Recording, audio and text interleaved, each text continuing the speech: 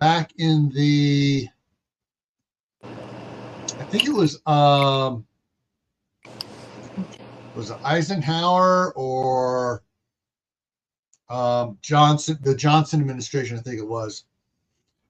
We were exporting chickens to Germany. Germany decided to throw a big, huge tariff on it, trying to get people not to buy our chicken, to buy the smaller, daintier German chickens. And the president got all bent out of shape and threw a counter something or other on there, and basically said that vehicles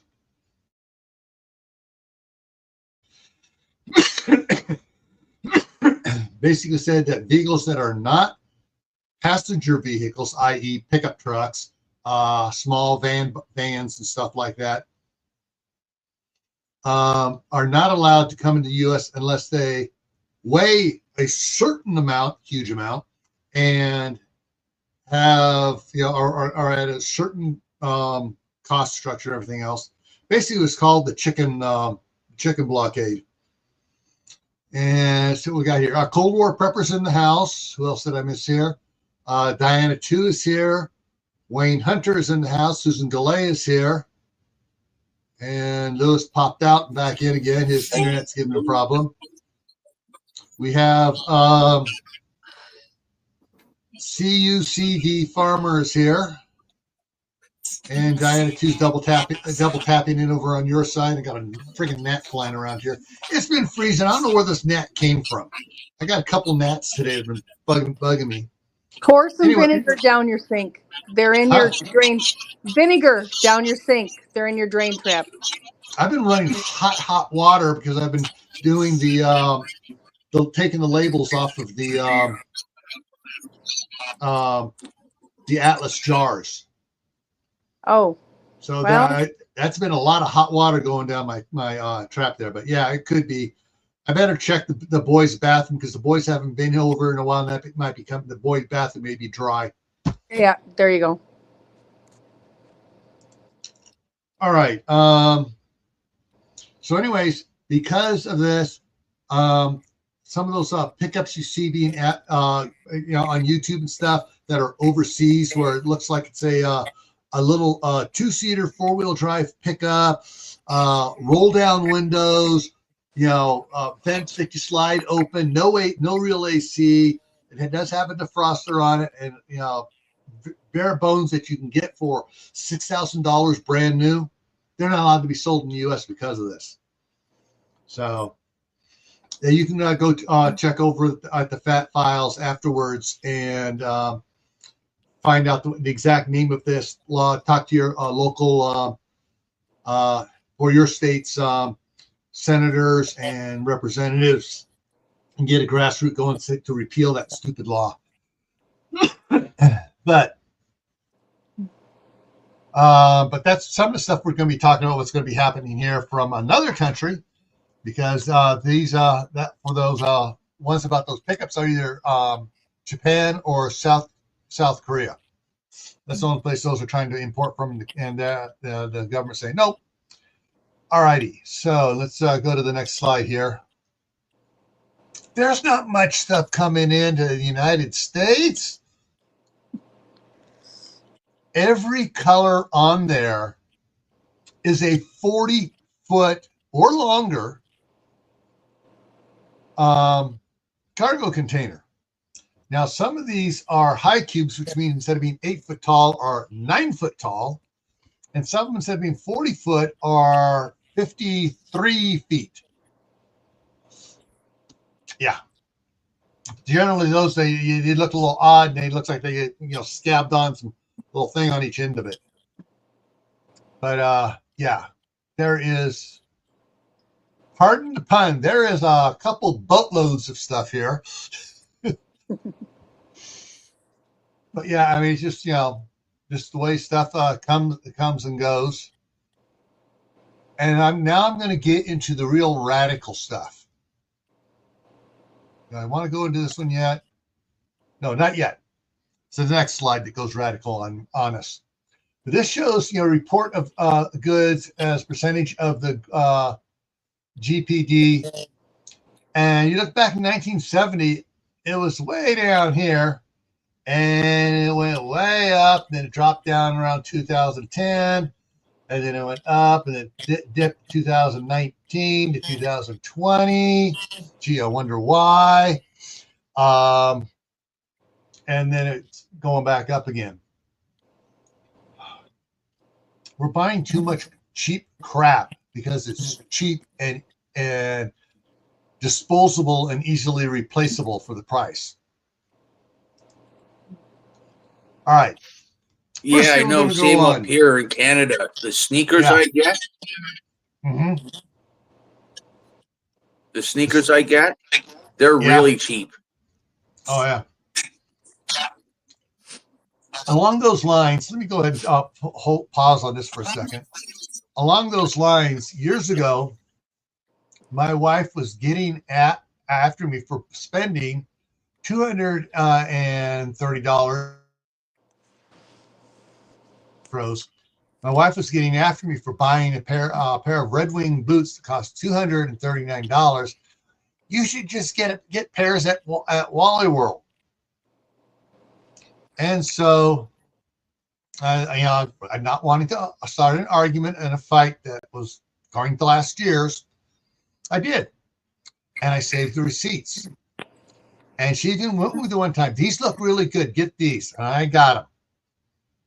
3 months later, they fell apart. And then bought another pair. 3 months later, they fell apart. And at the end of the year, I wound up spending about $175 for the boots. And I told her, well, how long do your Red Wings last? Oh, about 5-6 years, easily. I got one pair I have that's that was from before we got married. Her mouth hit the floor on that one.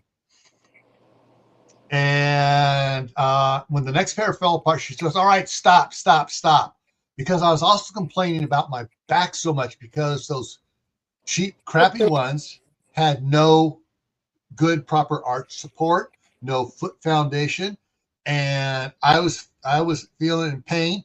And after over a year of wearing those, I was letting her know. And she says, "Okay, all right, go buy the Red Wing." Bought a pair of Red Wing ones again. Within a week, most of my back pain was gone. So, yeah, as far as some of the stuff coming from the land of the Red Dragon, I don't want it because I know it ain't worth it. And then some of the stuff that's been coming out here in the last year and a half, particularly again at Wally World, the cans of corn, which several years ago looked to be fairly safe. Then all of a sudden they start coming out warning products of this. This product has been deemed to contain chemicals known to the state of California to cause cancer, i.e., lead,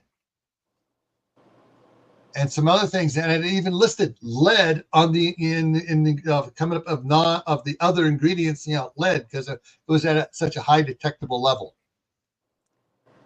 Yeah. So, in my mind, folks, some of you may disagree with me. That's fine. We can agree to disagree. But in my mind, some of these things, it's plain old not worth it. We need to bring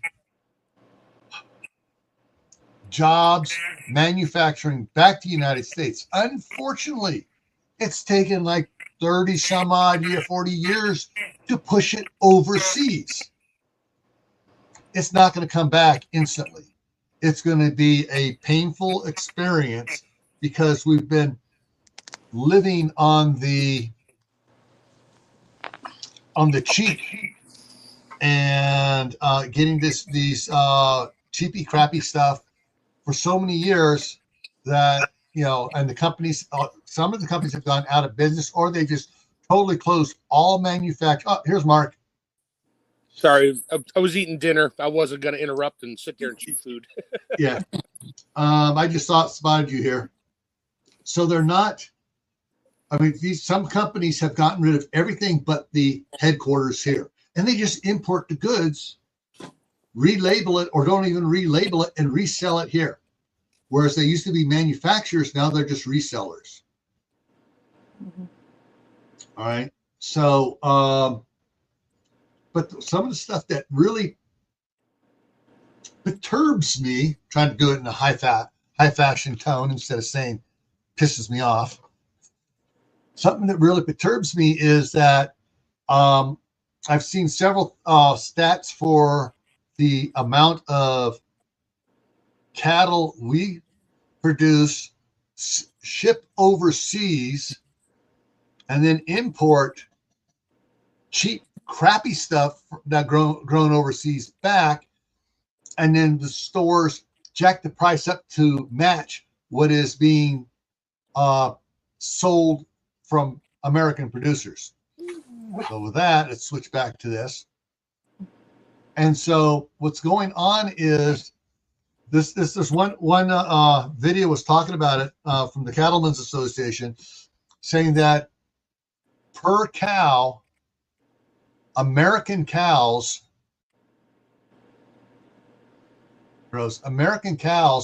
are producing 2.5 to 3 to 4 times the amount of quality beef per head than foreign cows are. But we're importing on a 1-to-1 basis just about.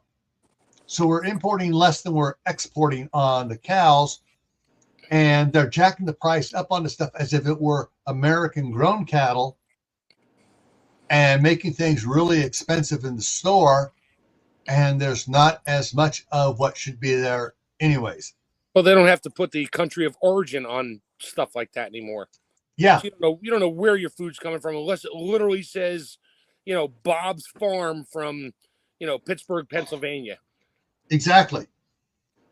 And what should happen here, and I'm hoping for this. You can disagree, folks. I'm hoping for it that when our next president gets in here, one of the things they change up is saying that you must tell us, anything being sold that was brought into the country, doesn't matter if it's brought in alive and butchered here, it was grown in another country. You got to give the country of origin on it. Yeah, and have a third party, nonpartisan do testing on it for anything that's coming in, not some paid off 3-letter agency saying, yeah, it's fine. No. I don't want a third party. I want the American Stockholders Association to do it. Oh, They're going to be all over that like ugly on dog poo. Yeah, unless they're paid off and their stock stays high and then they don't care. Well, see, most of them are ranchers. Oh, they care. The meat companies, yeah. Yes, now the meat companies are not part of the American the Stock Association. It's the ranchers. The ranchers. Yeah, and so they'll have power to do stuff like that. Yeah, exactly. Lee put up here in 1960, McDonald's French fries just had 3 ingredients, and no, it's not. It wasn't. No, it was potato, tallow, and salt. It wasn't oil. It was tallow. It was in 74, 75. They switched to oil. And that was a hydrogenated, artificial, let's poison you oil. And prior to that, the tallow that they used in their fryers, they then sold and made their money back to places that made soap. Yeah. And now it's all going to waste. It's not being used because it's no good to use for things like that. Yeah. And that's why the prices have went up, because they used to be able to sell their oil, dirty oil, make their money back from it, and it was pretty much a break even kind of thing. So they didn't have to raise prices. And so when we got switched to this hydrogenated oil, then the prices started to go up. Yeah, because they weren't, Yeah. they were having to pay people to take the oil away. Yep. All right. So, and I know that firsthand. We had a restaurant with fryers in the 70s. Yeah. So, I'm for everyone getting together with other people in your states and pushing to pass and get state laws passed. I'm not talking federal laws, state laws passed. Basically, that only U.S. grown, not processed, U.S. grown meat is allowed to be sold in your states. And we get enough states doing that, then it will be passed as a federal law that only U.S. grown meat will be allowed to be sold in the U.S. And if we can work it right, then we can get somebody sneak a rider on there saying no artificial meats. Get rid of that stuff. The next one here. This is needs to be for across the board. The amount of oats coming into the United States is, the amount of we send oats overseas to countries where they can't sell their oats to their own people. They're not allowed to sell their oats to their people because it doesn't meet their standards. So they sell those oats to us and pay off people in the inspectors and stuff, and to say, oh yeah, and they keep bumping it below. Oh, you can have so many levels of this, of glyphosate or whatever it's called, and all these different things. But the stuff that we grow here, going over there, doesn't have any, or it's so low that it's harder to detect. But we're bringing stuff that's very easy to detect and insanely high. Oh, Wendy's here. Hard Knack Farms is here. So, we start testing for start pushing for stronger tests so we can make actual readings on this and lower the levels of the allowed levels back down to what's allowed to go out of the United States. It has to be the same level to come in. Then all of a sudden, we're going to stop selling stuff outside the United States because we're going to have a market for it here in the United States. Daniel Berry Sports Highlights. How's it going? One of the things, going to oats, it's the instant oatmeal. The levels on some of the stuff is insane because the oats for Quaker Oats is not grown in the United States. They are using oats from across the sea. But we need to do, push for testing on everything, and not just grains, not just beef. We're talking vegetables, frozen food, frozen vegetables, fresh vegetables, quote, fresh, sprayed with chemicals so they'll go from green to red in transit. All right, so this is just some of the stuff that is, needs to change. And since the people were getting into the positions to change this,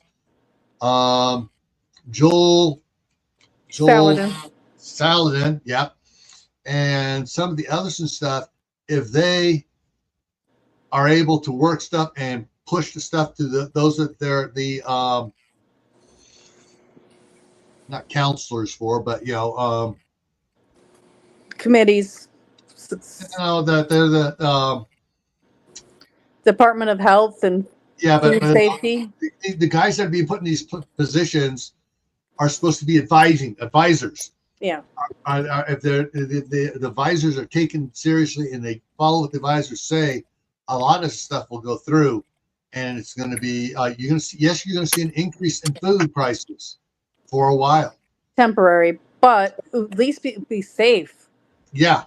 What I want to know is, why is it financially responsible to grow food, chickens, peaches, all this stuff here, ship it overseas to have it processed and shipped back again. How can that be any cheaper? It's not. Now that, and because it was grown in the United States, they don't have to put on there that it went to China to get processed, packaged, and shipped back to us with God only knows what in there. Yeah. That's got to stop. Yeah. And the problem with a lot of that is it's coming back contaminated. Yeah. With lead and other chemicals. Yeah, well, China hates us. Look at the Barbie thing. How much lead you want in your Barbie. And along with that is what's coming back is not what we sent over necessarily. They're mixing stuff from over there in with it and sending it back. So, yeah. Buy local. Support your local farmer. Yeah. Yep. Buy local. And in the northern states, all the farmers markets are shut down now. But this spring, when they start popping back up again, unfortunately, the way the market is, sometimes some of the ones that are on the first farmers markets they're importing, strawberries. They're importing peaches, apricots, and stuff from outside the country. But later on, when stuff starts coming in, other farmers come into the farmers market selling stuff. Those are the ones you want to become friends with, because those are the local growers. And to be honest, our farmers market is trying to get, there's several here in the state that are indoor farmers markets, and they're starting to go longer in the year. And right now, our local one is organizing to have an indoor space so they can go year round, because we have a local microgreens person. We have a local pasta person. We have a local cheese maker. We have local mushroom growers. So and still our honeybee people still have supplies that they could sell over the winter. So there's a lot of things that are local that could be sold year round, but they don't have an indoor space to have the market. And so they're really pushing for indoor markets here in Michigan so they can do some year-round stuff, because there are products they can make and sell year-round.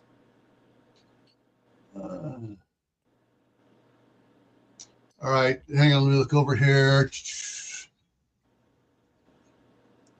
Yeah, some of the stuff, because American flour has been, the seeds for the American flour have been genetically altered so much, and bred altered so that they aren't healthy like they used to be. You can still buy ones that are the wheat berries themselves, as well as the ground flour for Elkhorn, and the other one begins with an A. We did a whole video on that. If you go back, it's on Gil's channel. I think I streamed it to my channel too. But we did a whole video on just that topic about flour. You can buy U.S. grown flour, and maybe they supply, maybe Canada. I'm not sure on that. Don't quote me. But I'm pretty sure most of it is all U.S. grown from Azure Standard. Yeah. And they have the inkhorn. It's not cheap, but again, it is not sprayed with glyphosate either. So, and it's not bred engineered so that it produces more, but it's a harder the wheat germ in it than the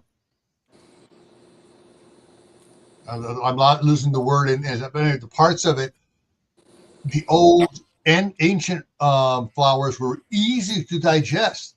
Yeah. The new stuff is gluten. very hard. Yeah, the glutens and stuff are very hard to digest.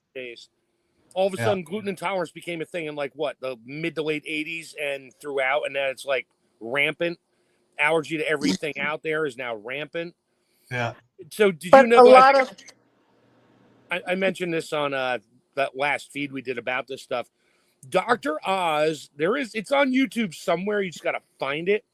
He did a thing called Wheat Belly, And he dug into it. He didn't go down the wrong avenue, but he talked about it, about how they made the wheat shorter and obviously they genetically modified it so it has more wheat berry per volume, all this other stuff, and how now when you eat it, you don't digest it, and it gives you basically beer belly.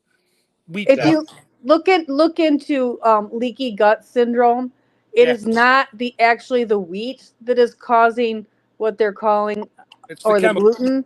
It is the stuff that is sprayed on it is being suspected. I'm trying to use my words carefully. Do your own research. I don't want to say anything more of this video. They're looking into alternative reasons why some of these things maybe happen. They just haven't come to a conclusion yet. Yeah. Well, they can pretty much have come to the pinpoint. conclusion, but they're just trying to push it the right way. Yeah, because their stock values will go down. Yeah. Well, it's miraculous how if you treat your leaky gut syndrome, you no longer have said allergy. That's all I'm going to say on that. Yeah. All right. Let's see. I think that's the last one of those I have up there for that. Yes, that's the last of that. Go ahead and. Hey, Tammy, I got a question for you. Yes. Do you drink raw milk? I would if I could get it. It is not allowed in my state. I don't know if you've ever seen my hat that says "Make Milk Raw Again." I am a big proponent of raw milk and the health benefits. When I had my own goats, I drank raw milk. If I could get a supply of it, I certainly would. Okay. It's just not something I haven't been able to even get a cow share here. Yeah, because I know Pennsylvania. They will shut the business down like that if they find out. I see. I have a couple farms I drive by right near the main highway, and it says raw milk. So, my daughter is in your state, hence why I am house sitting. I should have her bring me back some. There you go. No, I was my angle on that one was a friend of mine who grew up on farms and that would go to his friend's farm where they milk the cows. And they always had the big vat of milk in the chiller that was circulating around as they're milking the cows. And they had a ladle there and a bunch of cups and that. And he went over and filled up a big cup. And the dad, his friend's dad said, "Have you ever had raw milk before?" He's like, "No, why? It's just milk." He's like, No. You don't want to go chugging a 16-ounce cup of raw milk for the very first time in your life. You will be in the bathroom for hours because your body can't handle it. He's like, just have like 2-3 ounces. He's like, tomorrow, come on back, have another 2-3. Do that for a few days. He's like, hey, you can drink whatever you want. Yeah. He did that because he's like, got to get the bacteria, the proper bacteria cultivated.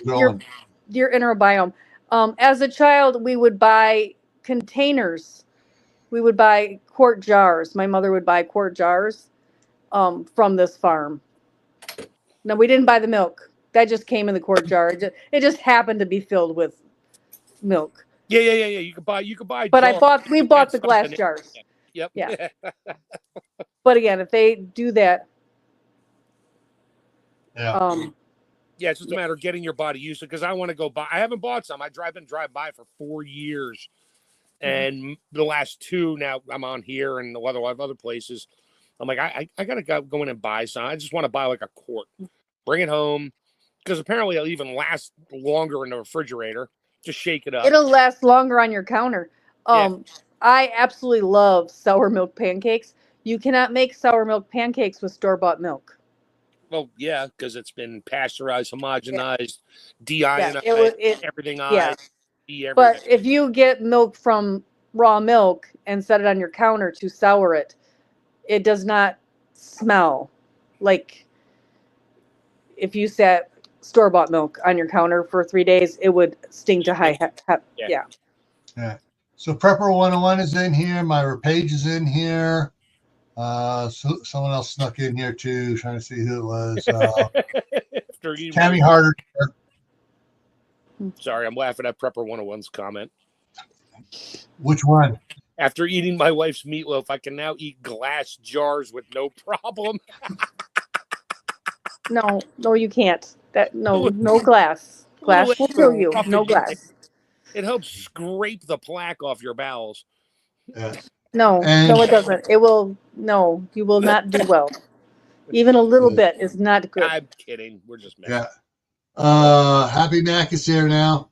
So, but let's go things other than food, because that's what everybody's really worried about. And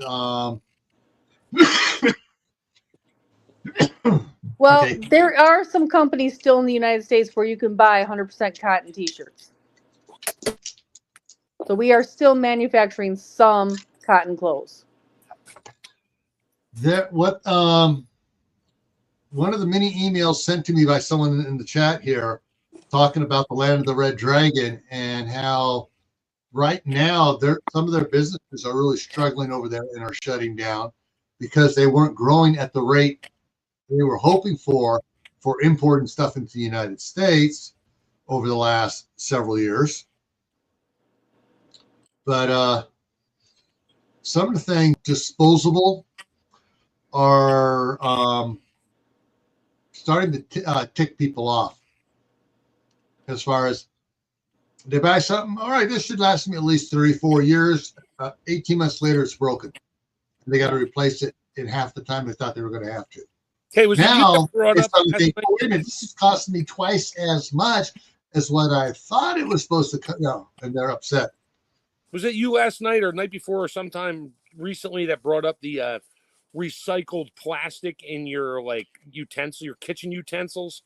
Yeah, where's that coming from? That's right. We send our garbage over there. They grind it up and make it look pretty, put it in a mold, and ship it back to us so we get sick. Yeah. Well, that plastic they're using in the black utensil, the black plastic utensils, is recycled from e-waste. So it's got fire retardant in it, and the fire retardant is leaching right out into the food. Well, one thing you should never do is you should never leave that spatula sitting on the edge of the frying pan, and everybody does it. Yeah. Because even if it is really good quality plastic, it's still going to leach into the food. Yeah. Wait. Does that mean? Yes, I'm going to have to go there briefly. Go ahead. Go. Does that mean after I cook with those black utensils, I can't light my farts on fire? There are flame retardants in there. You won't have to worry about that. They're going to self-ignite. I'll be an internal pipe bomb. You'll be a ramjet engine. rear fired engine. Yeah. All right. I'm bringing something up here. Where is it? Okay, they pulled it off the front page. It's no longer on the where they got all the Black Friday deals that are flying up, flying down, going on. And it was there earlier. It's not there, so I got to go back to my my wish list for it. Cooking. There we go. Boom.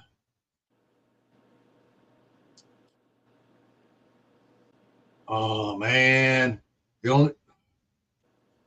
I hate it when they just go ahead and delete something from my wish list just because it's out of stock.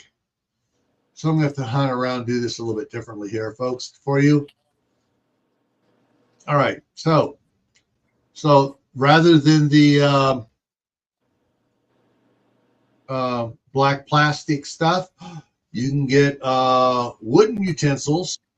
And I had a really nice spatula that was showing, wide spatula, but they pulled it out of my thing rather than just saying not available right now. But they got all sorts of different ones. They got bamboo ones. They got oak ones. They got yeah, but where? So just to be clear, where are they manufactured?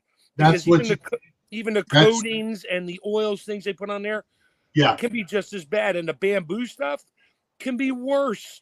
Yeah, because of the glue they use to laminate the bamboo together in order to make their cute, pretty little things in their antique machines with whatever they're dumping on them. Yeah. So this one here says visit the TEZZ store. But there's the other one I had on there was US made, and it's on. But if we go down here a little bit lower, they got other different ones and stuff, and you can look around for some of these they come out there US made. They also make decent stainless steel. However, you can't use those on your ceramic frying pans. You can use it on your Cast iron. cast iron, especially if it's the one with the rounded edges on them. I got a bunch of those. But yeah, some of these here, when you go research them, they are U.S. made, and you can find some really good ones that were U.S. made. I had one in there, and it's gone. Just ticks me off.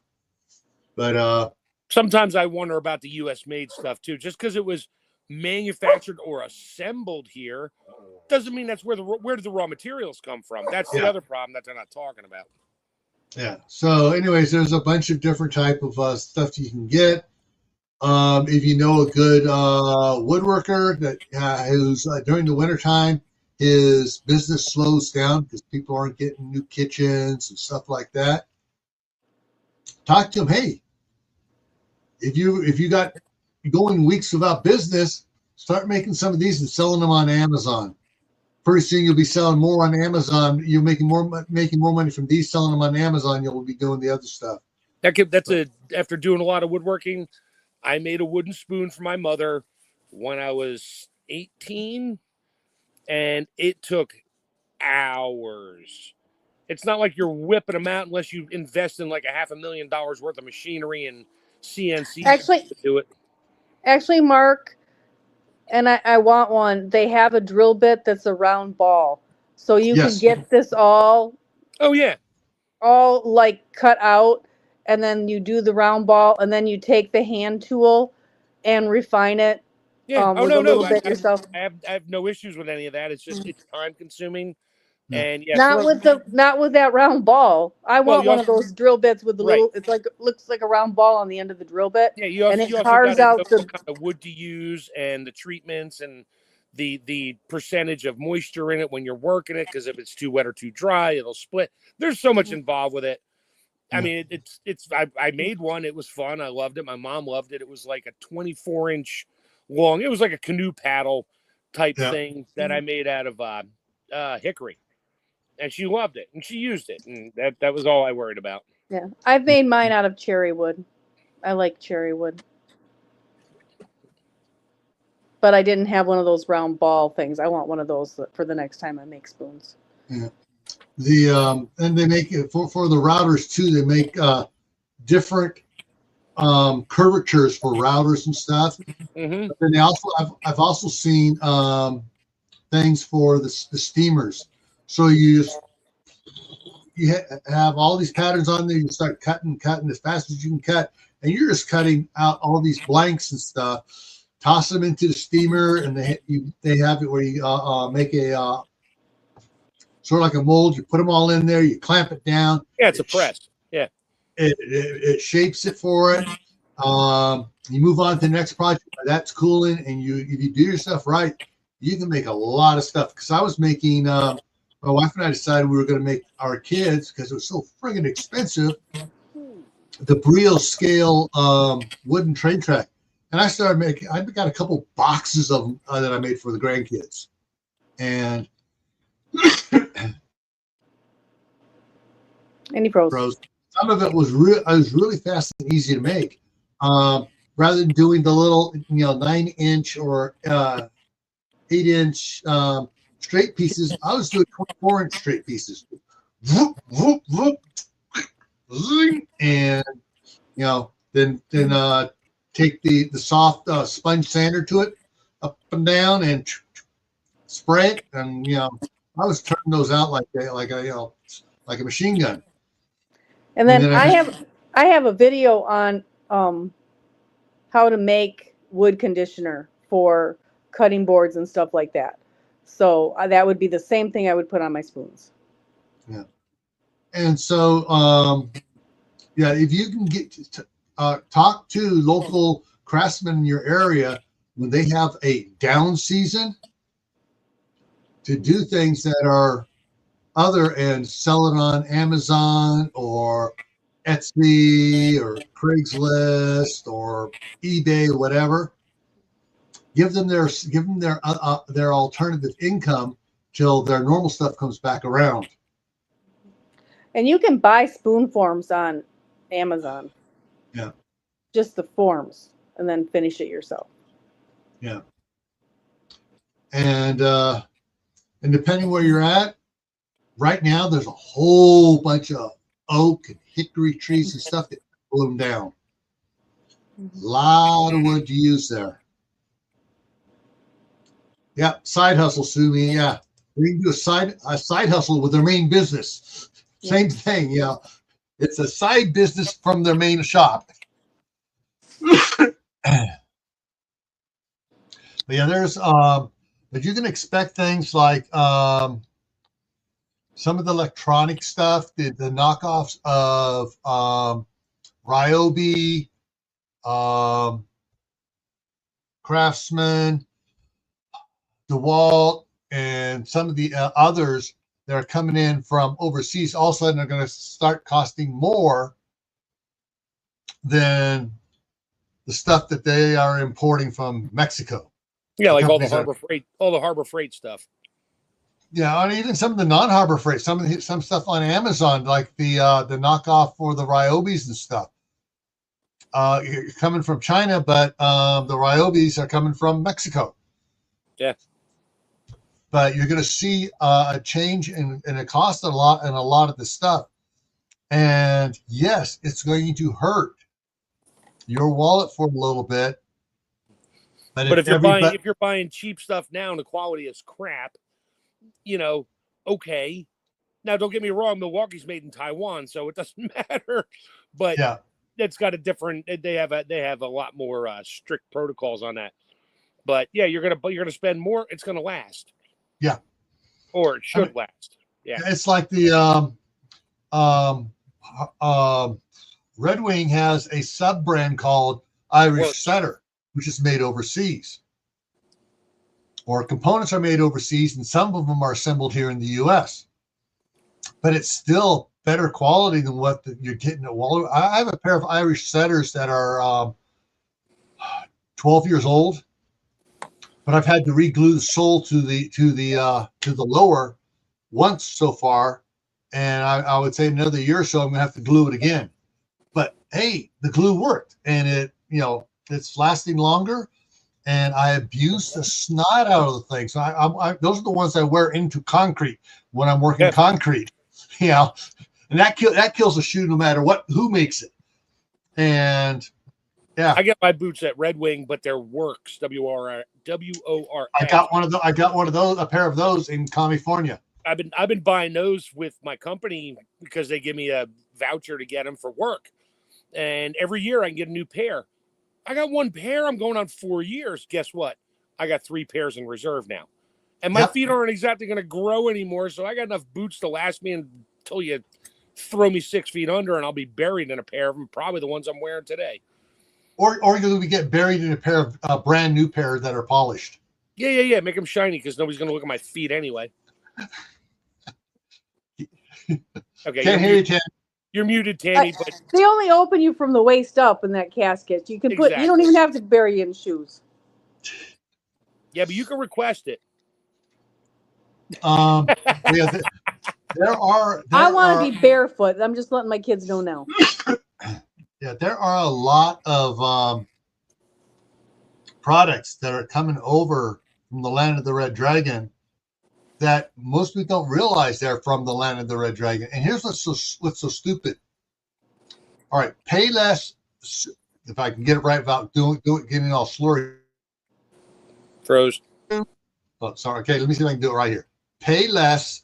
Shoe source. Made a fake store. Changed Payless to sound like a French name. The shoes that they were selling for $19 or $9, they were charging $95, $107 or so in the store. People were lining up and paying, ridiculous amounts. They one of the ones they sold for $300, and it was a $30 pair of shoes. Yeah. So some of the stuff you're getting out there, your Louis Vuitton stuff. Ooh, they marketed a name and it's crap anyways. Yep. Even if it's not coming from the land of the Red Dragon. But yeah, but some stuff is, they throw a fancy name on it and stuff, and it's out there being sold as legit stuff.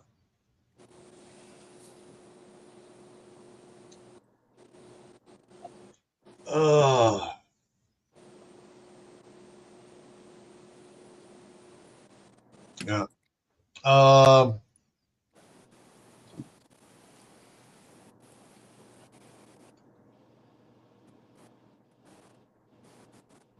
So tariffs are going to hurt us. I'm just reading what Tammy Harder said. I'm gonna throw it up here.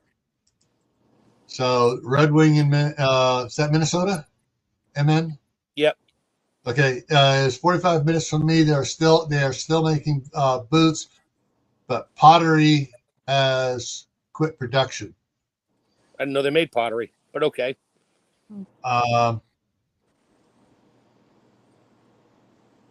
Yeah, there's the CNN version of it. It's also on YouTube here, videos about it, and they're showing doing stuff. But yeah, there are a lot of products stuff. Look, I mean,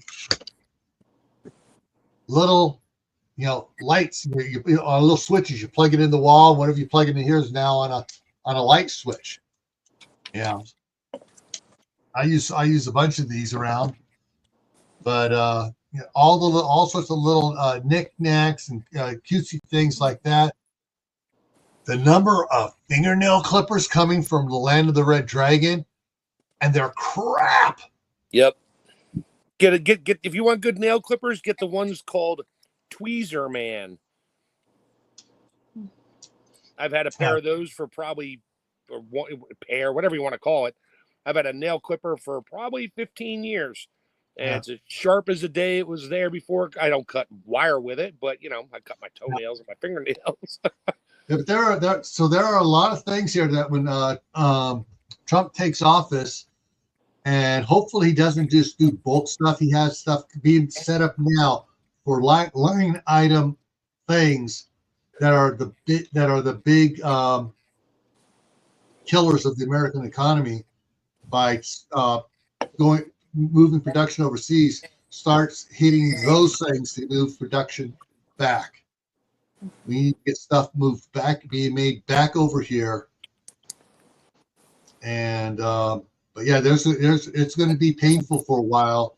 The increase due to either tariffs, duties, or just plain old taxes that is going to increase the cost of doing things. And of course, we'll probably have a bunch more whiners going, I'm going to have to leave the country because I can't deal with this. Don't let the door hit your butt on the way out. It's funny how they never leave. Oh, one of them, DeGeneres left. Oh no, she did not leave because of who took office. She left because she's in tapes for a certain party she was attending. And that's why most of them are like running scared right now, because if he's in office, I'm leaving the country. Of course you are. You're going to go to a country that we can't extradite you from.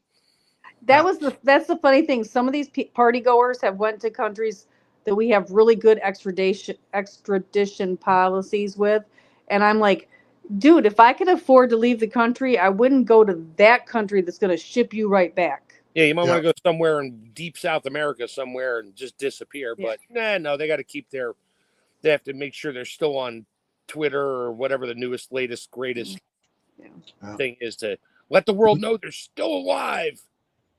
But let's be real clear. They're leaving because of the parties they attended. Yeah, there's not the party they belong to. Well, they belong to that party too, so there is that. I think it's the same thing. The party they attended and the party they belong to. Mm-hmm. Anyways, so not pointing fingers, just saying.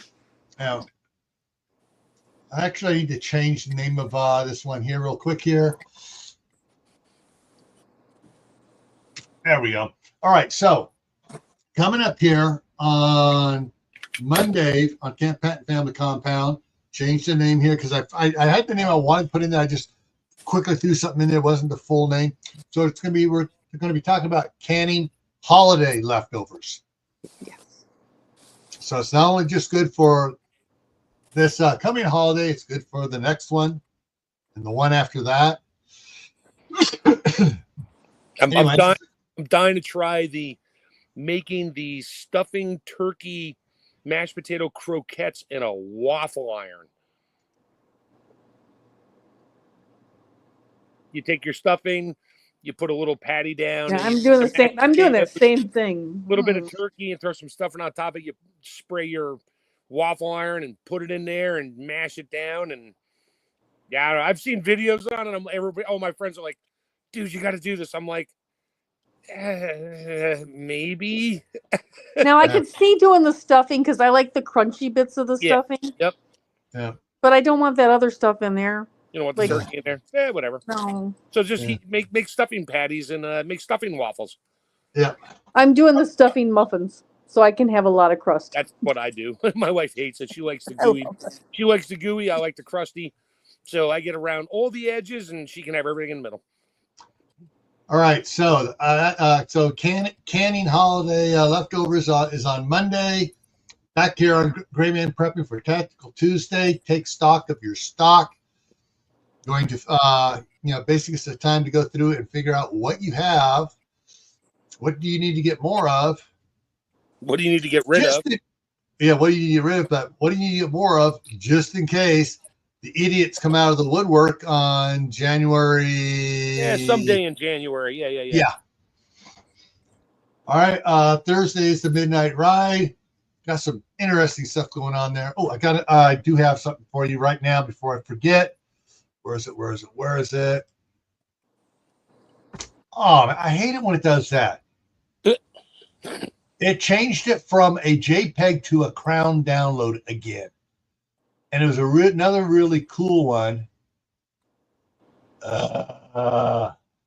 Anyways, it was another Thanksgiving meme off of Facebook. Just do a screenshot of it and save it as a JPEG. You're better off. It's easier. Just a second here. Maybe it went over. Oh, hang on. Let me see. It says it's no longer in there. It may have gone over to a. No, not that one. What happened to it? Green. Oh, well, yeah. Microsoft isn't cooperating. It's Microsoft. I wonder why. Okay, go ahead. Ask me. What? Did you get a computer yet? No, I am not going live on Thursday. Oh. Okay. Did you But get I a will go. laptop yet? No, but I am going live on Tuesday. Okay. I will go live. I'm going to try to go live Tuesday about 1:00 in the afternoon. Eastern time. Eastern time. Yeah, I might actually. I'm off this whole week, so maybe I can get on one for once because you're always doing it during the day and during the week, and I'm working. It's usually what works best because I have kids. Yeah. All right. So Tuesday, besides Tactical Tuesday, Tammy's going to go live about 1:00 or 1300 military time, Eastern time. Next Friday is garden items to salvage first in Milwaukee. All right. And why you should salvage some things and leave the others alone for a little bit first. So that's what we're going to be talking about on Friday night in the homestead. The next one here is, now I know someone suggested this and I forgot to put who emailed it to me, but for next Saturday here, urban water scrounging. Sounds yummy. In other words, finding an urban water source during major SHTF or Milwaukee event. You just have to have the right key. That too. There's another key most people don't know about. You need to have the right one of those too to isolate certain froze. You froze. so you can isolate certain amounts of water. Basically, I'm talking about a butterfly valve key. It's like a steel box about that big around on a 1.5 or 1.25 rod. You pull the lid off in the street, you put it down. Oh, I'm on. Okay. All right, that valve's turned off. All the water up coming down from there is now safe, and I can get to it. Anyways, so that's what's coming up here this next week. Thursday being midnight ride on Thanksgiving may only be really short unless everybody's already done partying out and they're all vegetating on tryptophan, whatever heck it is. Yeah, tryptophan. Tryptophan, because they had too much lettuce with their turkey. Yeah. 7-layer salad. That's what I'm bringing. That's it. Turkey wrapped in lettuce leaves. Yep, that'll put you to sleep, guaranteed. All right, everyone. Thanks for stopping by. Remember, starting January 1st, which is going to be, hang on, let me go to the next month here, which is going to be on a Wednesday. We kick off the indoor garden challenge. I have a secret weapon, but my secret weapon won't grow fruit for 3 years. Howie has a secret weapon, and his is producing fruit Yeah. right now. For 7 years. I bought a dragon fruit plant, but it's only this high, and it takes 3 years to grow fruit. Yeah. But it still counts, right? I'm growing something that will grow fruit someday, and it's alive. I've kept it alive, so. And so what we'll be doing is on December 31st, 2025, I'll start adding up all the amounts. And to have your amount counted, you need to do a short video. It doesn't have to be a long video. It can be, but you do shorts and stuff. And I'll have the hashtag out there for you by that time. Ooh, okay. Cool. So you can just do it. All right, this is what I harvested. This is what it weighs. Oh no, that's my daughter's pineapple. It won't be ready this year either. Yeah. All right, everyone. Take care, and we will see you on Monday on Camp Patton Family Compound for canning holiday leftovers. Sweet. Have a good night.